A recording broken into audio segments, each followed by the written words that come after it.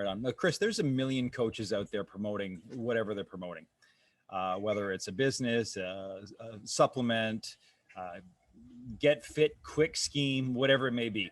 What's some bad advice that we see in the industry? How much time you got? Whatever comes on the top of your head. Let's hear a couple. The two biggest ones that I see right now. Cutting out an entire macronutrient is going to get you fit. Got it. And then cutting out a meal is going to get you fit.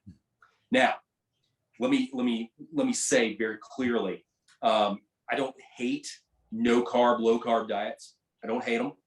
I don't hate intermittent fasting.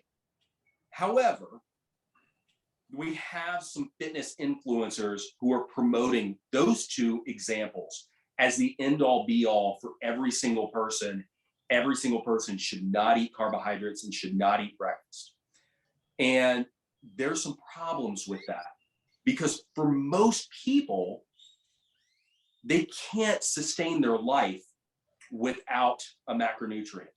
They can't do this for the next 30, 40, 50 years, not eating carbohydrates. I wouldn't want to anyway. Exactly.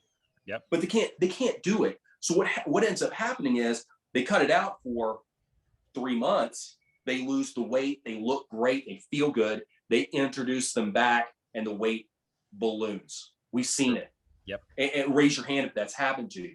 So that's a big problem. Now, I'll say a lot of people aren't metabolically flexible to be able to eat 300, 400 grams of carbs and still look fantastic and perform like they do. So I'm not also advocating for an exceptionally high amount of carbohydrates, and I'm not advocating for anybody to go out and eat a bunch of donuts and candy either, right? We still need to eat the right foods. Got it. But cutting a macronutrient out, I've never seen that work long term for the vast majority of the population. Intermittent fasting, same thing. It works for some people, sure. But at the same time, is it optimal?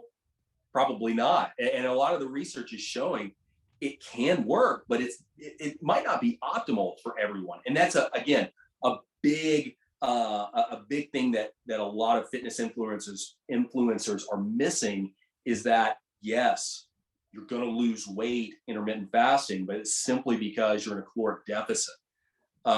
I'd much rather someone eat a balanced breakfast of some good protein, some good carbohydrates, maybe a little bit of fruit, something like that, rather than completely cut a meal out. Right. Okay, let's talk about intermittent fasting. Why does it work? Now, I have my own theory as to why this works for a person who's just kind of layman to it. Because there's some people who really know what they're doing with this.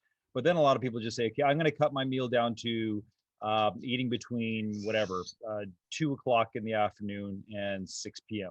And I'm going to keep that in my window. Why does that work?